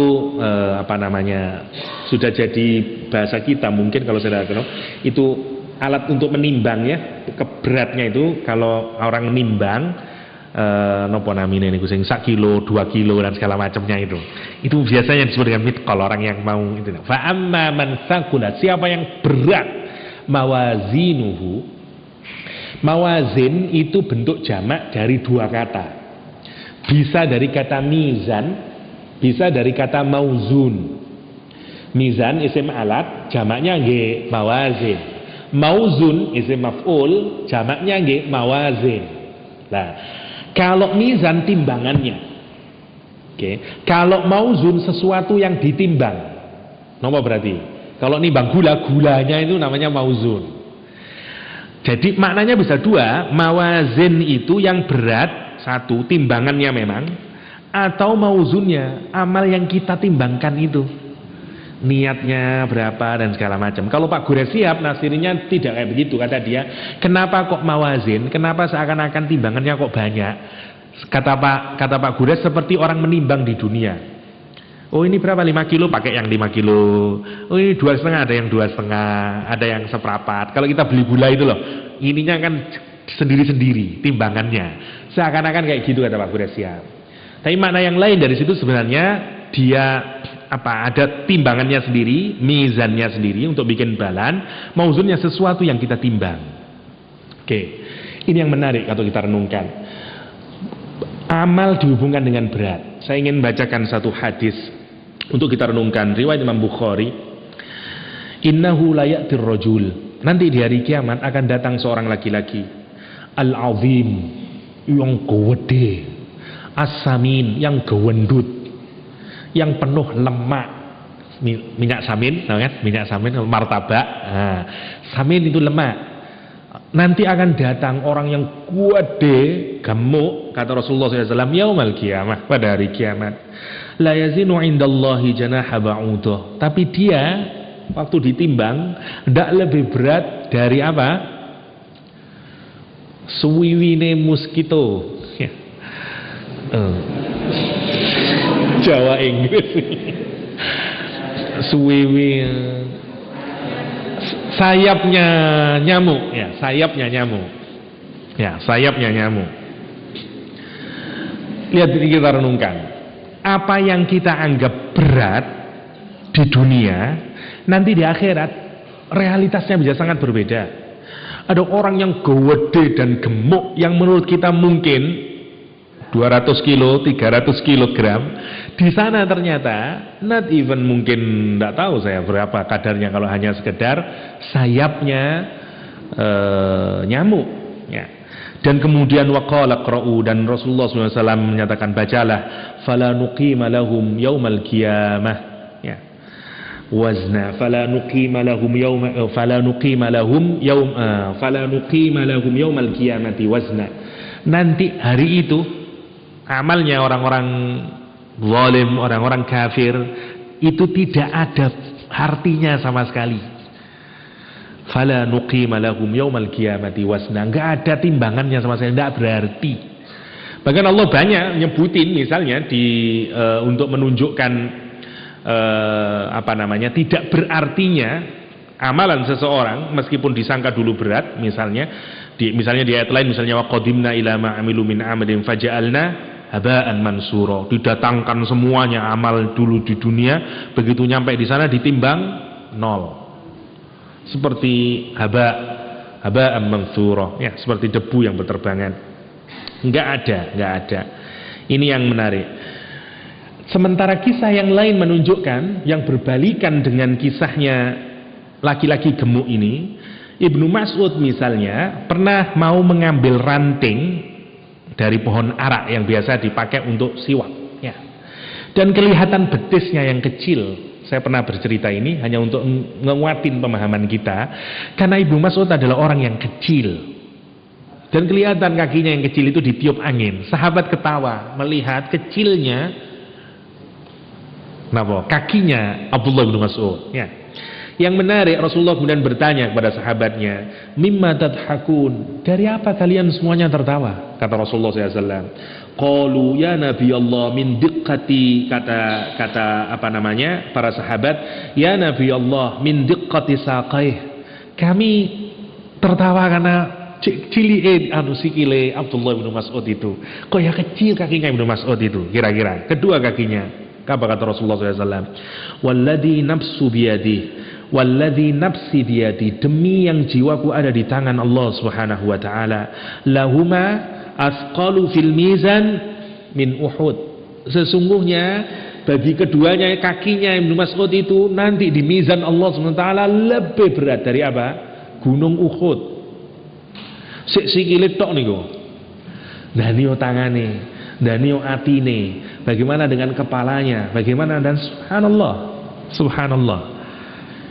Jadi tidak bisa lagi diukur bahwa beratnya nanti mizan Allah berbeda sekali. Fa amma man sakulat mawazinuhu, dan semuanya adil, ya. Nanti tidak akan lagi ada kecurangan sebagaimana di dalam Al-Qur'an disebutkan wal waznu yauma idzinil haq. Ya, idinil haq, mizannya Allah Subhanahu wa taala. Oke, kita singkat saja. Fa amma man saqulat mawazinu, adapun orang yang berat timbangannya, amal yang ditimbang itu berat dan nanti hasil timbangannya berat, fahuwa fi 'ishatin radiyah. Kalimatnya indah sekali ini. Dan dia, sekarang orang per orang Allah nyebut, maka dia fahuwa fi 'ishatin, maka dia dalam kehidupan. Dalam bahasa Arab kehidupan itu biasanya, kalau di dalam bahasa Arab apa artinya? Apa kata-kata hidup dalam bahasa Arab? Hayat, seperti nurul hayat, ya. Kenapa kalau tidak disebut fahuwa fi hayatin radiyah? Kenapa kok fi 'ishatin Aisyah misalnya, Aisyah fi 'ishatin radiyah misalnya? Kenapa kok disebut fi 'ishatin? Kenapa kok tidak fi hayatin? Oke. Hayat itu kehidupan. Mbo seneng, mbo susah. Nah, hidupan menjadi seneng jika ada cahayanya. Karena itu disebut dengan nurul hayat, kan kayak begitu, ya. Lah, sementara kehidupan sendiri, hayat sendiri dalam bahasa Arab tidak punya makna bahwa dia positif atau negatif, tergantung. Tapi kalau disebut dengan Aisyah, dari kata Aish, sebagaimana innamal aishul akhirah, kata ketika menggali parit kalau saya tidak keliru, sesungguhnya kehidupan itu adalah kehidupan akhirat. Innamal aishul akhirah misalnya. Aisyatan itu kehidupan yang tentrem karena kita tercukupi basic need-nya, sandang, pangan, rumah semuanya ada, namanya Aisyah. Maksudnya secara material full, namanya Aisyah. Jadi Allah menggambarkan kehidupannya ini secara fisik Secara fisik full. Yang pertama, Allah tidak menggunakan kata hayat, tapi menggunakan aish, aisyatan, untuk menunjukkan ini kehidupan yang indah dari aspek fisikal. Radiyah, aidatu radin, ya, yang memiliki radiyah itu puncak dari ngeten wonten seneng, ada hub, ya, ada mahabbah, ada cinta, ada rindu, ada syauk, ya, dalam bahasa Arab ada unes. Tapi puncak dari kesenangan hati ridho. Kalau jenengan misalnya belajar akhlak tasawuf misalnya, atau belajar ilmu akhlak, biasanya gradasi hatinya manusia kepada Allah mulai dari ada mahabbah, ada syauk, ada unas, ada qurb, macam-macam, ya, untuk mengungkapin suasana hati kepada Allah. Ada kalau kita lagi cinta namanya mahabbah, kalau kita lagi kangen namanya syauk atau rasanya unas, ya. Kalau kita macam-macam rasanya itu. Dan puncak dari rasa adalah ridho. Yang kita sudah puncak dari kebahagiaan. Jadi the peak of happiness, ya, the highest happiness namanya ridho. Fully satisfied. Kita sudah tidak ada lagi kula pun weneng pol niku namanya ridho. Allah sekarang gambarin orang yang nanti timbangan amalnya berat, kehidupannya itu penuh dengan napa namanya tadi itu? Ridho, satisfaction. Napa di Indonesia kepuasan, penuh dengan kepuasan. Yang menarik, yang puas ini kehidupannya atau orangnya? Yang digambarin oleh Allah, kehidupannya. Fahuwa fi 'ishatin radiyah. Dan dia itu berada dalam kehidupan. Seakan-akan gini, kalau kita yang menggambarin Anda nanti menjadi orang yang bahagia dan puas, mungkin kita akan bertanya, berapa lama saya akan kayak begitu? Yang pertama. Yang kedua, saya meskipun gembira tapi kan kadang mungkin masih ada dalam 24 jam itu saya ada sedihnya, ada boringnya, meskipun saya bahagia. Kira-kira kayak gitu. Allah mau menghilangkan semuanya itu, sehingga yang diambil bukan orangnya tapi kehidupannya sendiri. You nggak bisa enggak, karena you akan masuk ke dalam situasi hidup yang full of happiness. Nggak ada lagi kedukaan, nggak ada lagi penderitaan, nggak ada lagi, you sampai pada puncak kebahagiaan. Karena itu disebut dengan radiyah. Radiyah. Dan ini yang menarik. Memang susah digambarin, tapi radiyah itu gambaran bahwa orang akan memiliki kehidupan yang paling sempurna dan paling bahagia. Kapan? Kalau amalnya berat. Nah, ini yang sekarang yang menakutkan. Sekarang kita singkat. Wa amma man khaffat mawazinuhu, subhanallah, ya. Lihat, Allah juga menggunakan kata khaffa atau meringankan. Misalnya Allah menjelaskan misalnya yuridullah ayyukhaffifa ankum. Misalnya Al-Quran menjelaskan kepada kita bahwa sesungguhnya Allah itu menghendaki keringanan, kemudahan bagi kita dengan menggunakan Islam. Misalnya Al-Quran mengatakan Allah menghendaki kita dengan Islam ini agar kita menjadi gampang, menjadi mudah, menjadi ringan hidup kita, tidak untuk memberatkan. Itu misalnya Allah yuridullah ayyukhaffifa, dari kata khafif. Oke. Di ayat ini Allah menggunakan wa amma man khaffat, adapun orang yang ringan mawazinuhu, timbangannya, ya, amal yang ditimbangnya juga ringan, fa ummuhu hawiyah. Kalimat ini menarik, fa ummuhu hawiyah. Di dalam bahasa Arab, sekali lagi di surat ini banyak yang dibalik-balik. Orang Arab itu kalau melihat seseorang yang memiliki kesusahan atau dia dirundung duka, sumpek, punya waktu yang sangat boten eco hidupnya, terus orang Arab bilang gini, huwat ummuhu, bukan hawiyah diwali, huwat ummuhu. Misalnya ada dulu saqalat ummuka, misalnya orang kalau kita sering baca dulu pernyataan orang-orang Arab, saqalat ka ummuk misalnya. Huwat ummuhu, huwat itu satu jurang Jadi kalau ada ummuhu, ibumu mlebu jurang. Orang Filipin kalau lagi marah, terus dia marah banget, dia akan bilang mohon maaf, hanya sekedar untuk menunjukkan.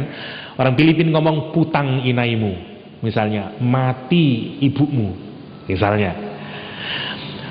Di bahasa Inggris ada kalimat yang juga buruk yang menggunakan kata ibu. Lah ini saya boten sakit. Nah, kalau Filipin boten nopo-nopo karena boten wonten sing kertos. Tapi kalau bahasa Inggris misalnya ada kalimat yang juga jelek sekali. MS ya, untuk menunjukkan ibunya. Kalau kita ngomong you ancur jelek kon misalnya itu. Kalau bahasa Indonesia boten wonten. Kita tidak menyebut ibu kita untuk menunjukkan kejelekan orang. Tidak ada kata bahasa Indonesia. Lah bahasa Arab ada juga sama. Nah, bahasa Arab itu ngomongnya kalau orang you akan memiliki kesusahan, muandarohan dan segala macam, dia ngomong huat ummuhu. Ibumu ndelosor yang napa namine mlebu jurang, kira-kira kayak gitu. Ibumu mlebu jurang, kira-kira kayak gitu. Untuk menunjukkan huat ummuhu. Oke, dibalik oleh Al-Qur'anul Karim. Fa ummuhu hawiyah. Dan itu orang Arab nggak tahu, jadi seakan-akan kalau ungkapannya, dan itu belum pernah dipakai oleh orang Arab dengan dibalik kayak begini, dan itu khasnya Al-Quran, itu hebatnya Al-Quranul Karim. Dibalik oleh Allah, fa ummuhu, maka ibumu hawiyah, ibumu ya jurang yang sangat dalam itu tadi. Lihat kalau orang membuat ini apa? Ibumu kecemplung jurang. Sekarang huatnya itu dikasih belakangnya. Gini itu. Kayak orang Surabaya kalau ngomong terlalu istimewa kita kasih ya. Besar, gemuk, gede misalnya. Atau belakangnya misalnya kalau kita bilang iki mau iku lho Pak, Masya Allah arek Pak. Temen wena dibesarin belakangnya wena. Nah, kayak gitu.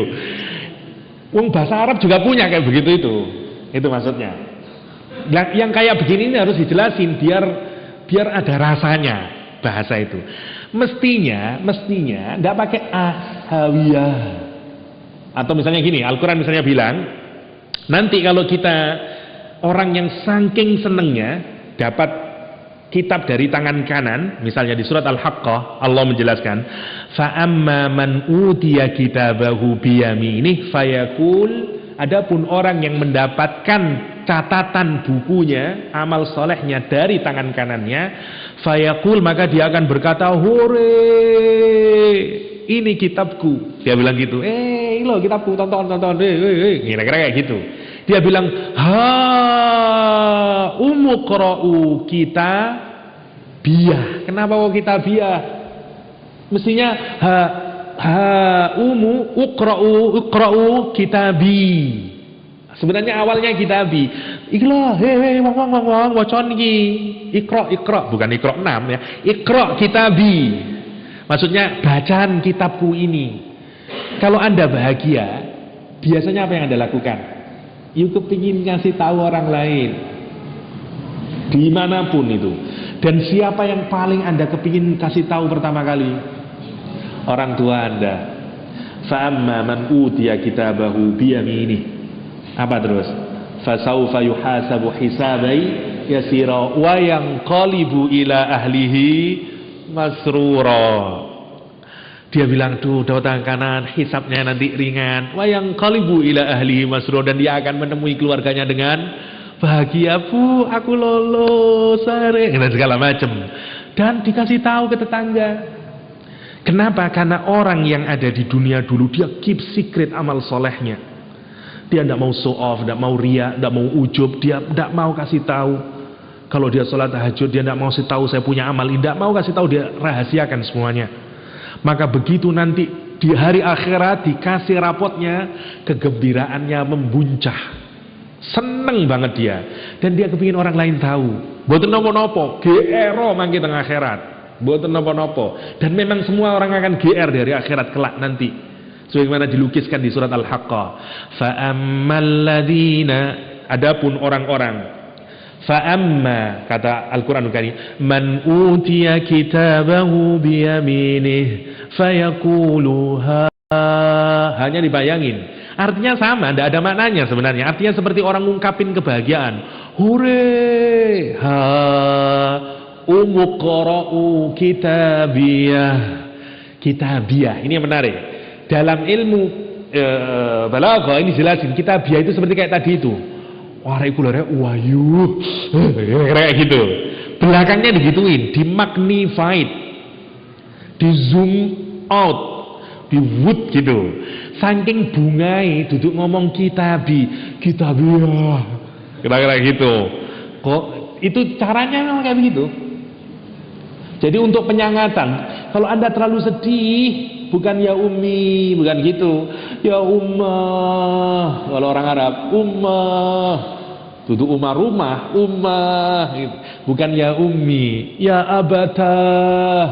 Orang Iran yang saking merindukannya Imam Husain, dia bukan ya Husain. Apa dia bilang? Ya Husainah, ya Husainah. Atau orang Iran, ya orang-orang Syiah. Dia tidak menyebut ya Husain, dikasih karena untuk nyebutin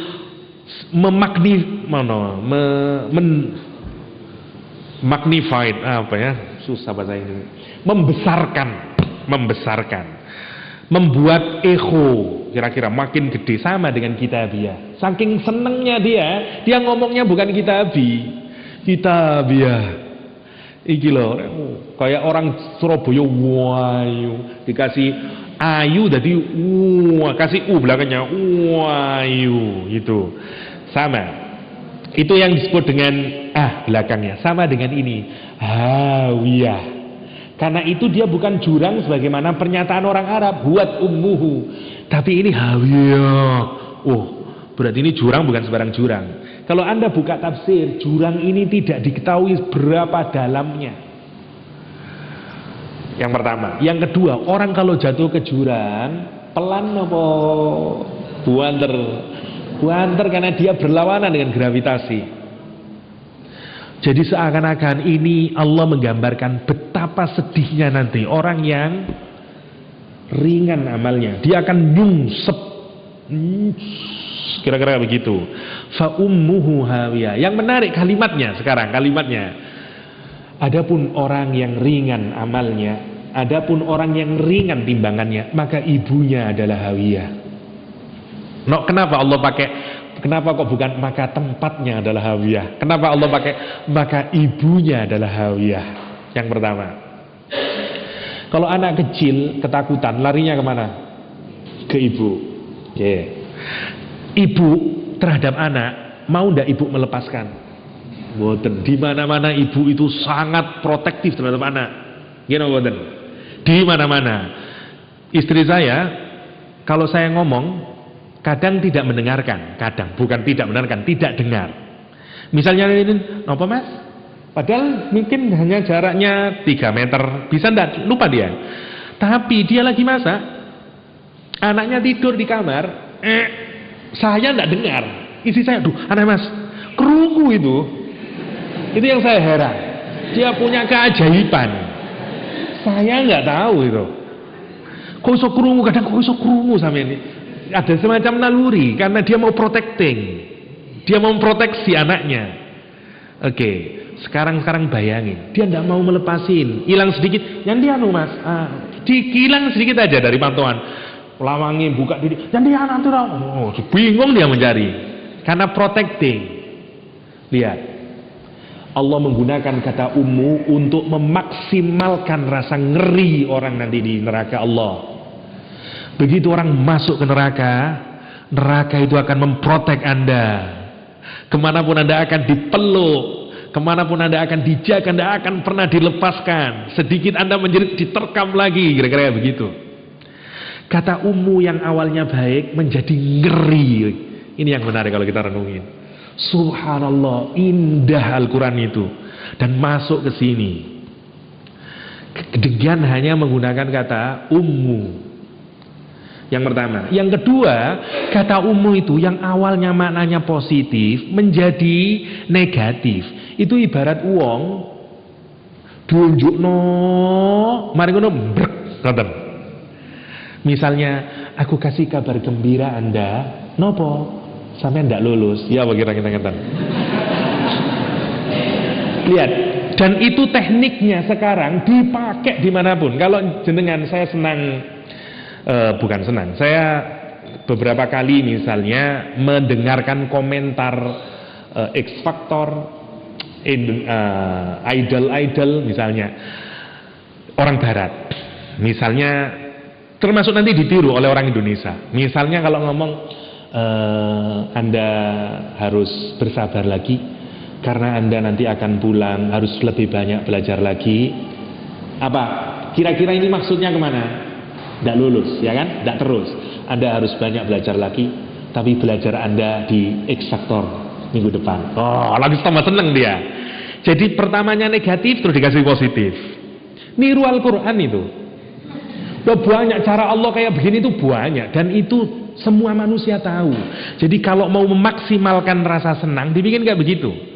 Dan itu ditiru di mana-mana, termasuk sekarang. Kalau Anda dengerin misalnya yang sabar ya. Tadi malam mimpi apa? Semuanya harus diterima sebagai keputusan. Anda harus dengan sangat menyesal, saya bilang, you harus terus ngikut. Wah, senengnya pasti kurang ajar, tak pikir ndak tiba lah kayak gitu. Untuk apa dipakai gaya bahasa kayak begitu? Untuk memaksimalkan kebahagiaan.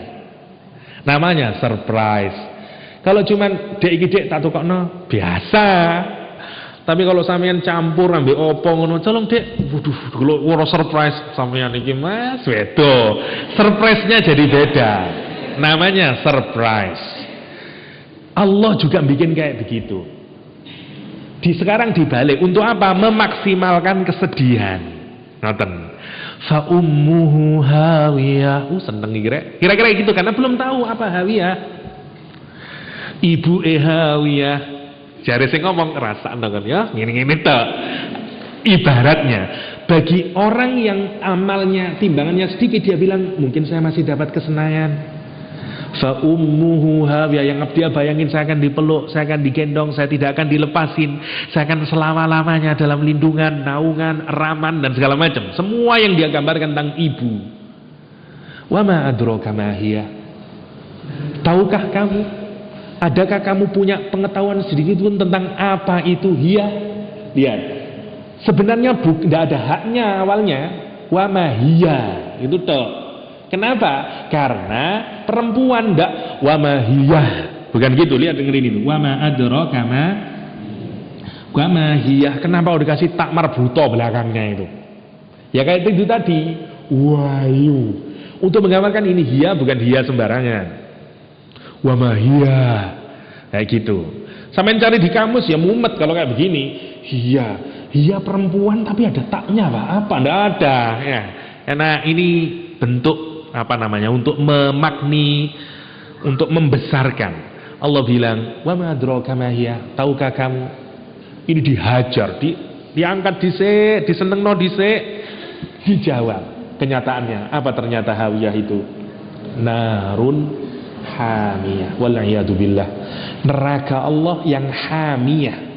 Hamiyah, ada hadis yang menyebutkan, yang menarik kita renungin. Hadis sahih menyebutkan bahwa api di dunia ini 1/70 api yang ada di neraka.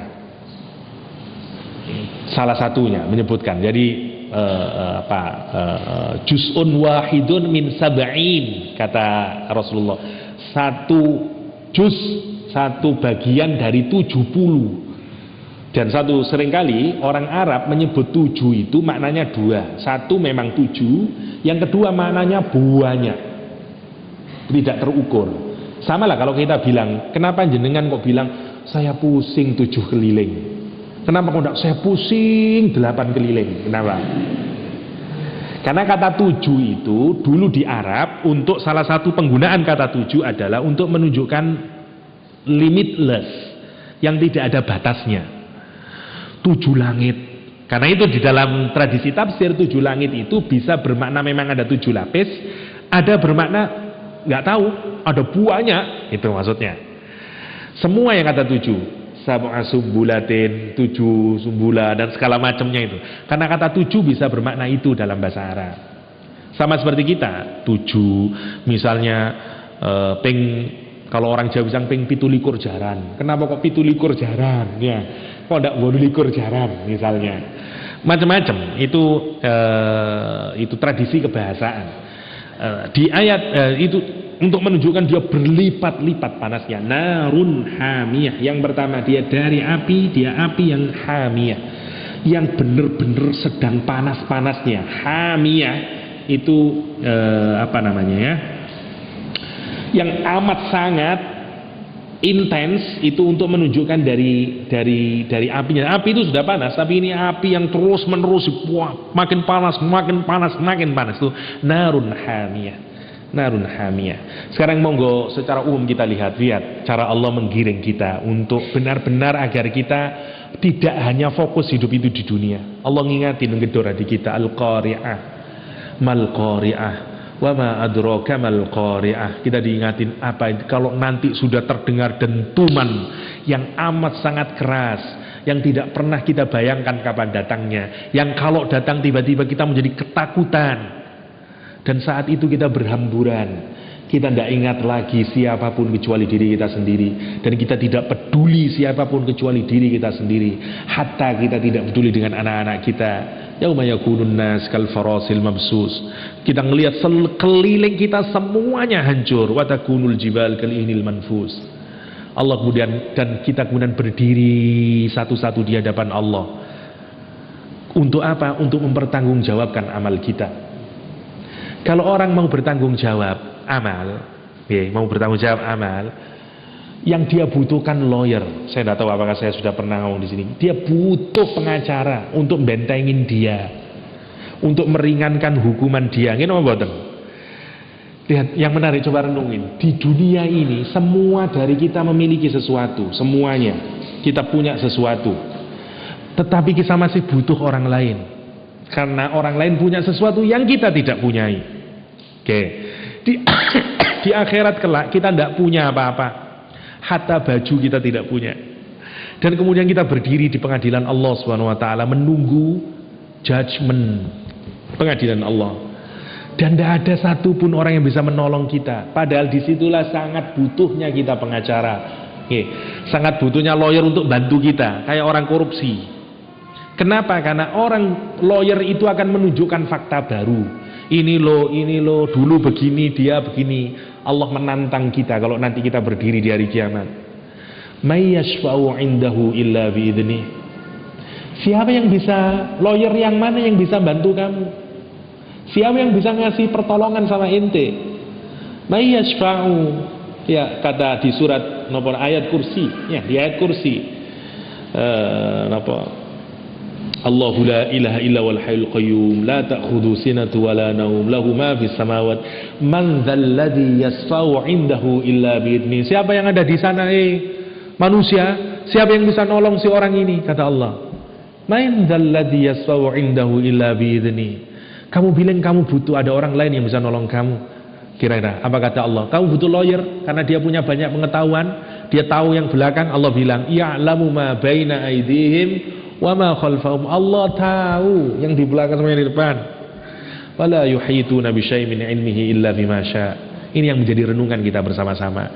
Dan hanya ada dua pilihannya. Orang yang berat timbangannya, yang kalau sudah berat timbangannya tidak ada peluang lain kecuali dia akan memiliki kehidupan yang penuh kebahagiaan, tidak ada sedikit pun duka. Fahuwa fi 'ishatin radiyah. Fa amma man khaffat mawazinuh. Tapi siapa yang ringan timbangannya karena tidak ada amal solehnya, karena terus menerus maksiat kepada Allah, fa ummuhu hawiyah, ibunya hawiyah. Wa ma adraka ma hiya, dan kamu tahu apa itu si ibu hawiyah? Narun hamiyah. Bacalah ayat ini dalam sholat sambil tadabbur, insya Allah sakit benahi hati dan menimbulkan kita takut sama neraka dan cinta sama amal soleh dan cinta sama Allah. Al-qari'ah mal qari'ah wa ma adraka mal qari'ah yauma yakunun nasu kal farashil mabsus ila akhirih وتكون الجبال كالعهن المنفوس فأما من ثقلت موازينه فهو في عيشة راضية وأما من خفت موازينه فأمه هاوية وما أدراك ما هي نار حامية. Karena itu biasanya orang-orang dulu ngajarin kita untuk setelah ayat ini kita berdoa narun hamiyah nas'alullah al-afwa wal afiyah. Kita mohon ya Allah, kita mohon Allah ampuni kita, dikasih kesehatan kita, keselamatan kita, agar kita dijadikan Allah untuk memiliki amalan yang berat nanti ketika ditimbang. Itu saja ingkang saged kula sharingaken, mugi-mugi wonten manfaatipun. Kalau masih ada pertanyaan dipersilakan. Hadanallahu wa iyyakum ajma'in. Assalamualaikum warahmatullahi wabarakatuh. اللهم صل على سيدنا محمد وعلى آل سيدنا محمد والحمد لله رب العالمين حمدا حامدين حمدا شاكرين حمدا يوافي نعمه ويكافئ مزيده يا ربنا لك الحمد كما ينبغي لجلالك الكريم وعظيم سلطانك اللهم اغفر لنا ذنوبنا وكفر عنا سيئاتنا وتوفنا مع الأبرار اللهم اغفر لنا ذنوبنا وكفر عنا سيئاتنا وتوفنا مع الأبرار اللهم اجعل القرآن ربيع قلوبنا ونور صدورنا وجلاء حزاننا وذهب همومنا وغمومنا اللهم ارحمنا بالقرآن واجعله لنا إماما ونورا وهدى ورحمة اللهم ذكرنا منه ما نسينا وعلمنا منه ما جهلنا وارزقنا تلاوته آناء الليل وأطراف النهار يا رب العالمين اللهم حبب إلينا الإيمان وزينه في قلوبنا وكره إلينا الكفر والفسوق والعصيان واجعلنا من الراشدين ربنا هب لنا من أزواجنا وذرياتنا قرة أعين واجعلنا للمتقين إماما ربنا آتنا في الدنيا حسنة وفي الآخرة حسنة وقنا عذاب النار وادخلنا الجنة مع الأبرار يا عزيز يا غفار يا رب العالمين وصلى الله على سيدنا محمد وعلى آله وصحبه وسلم والحمد لله رب العالمين. بسر الفاتحة.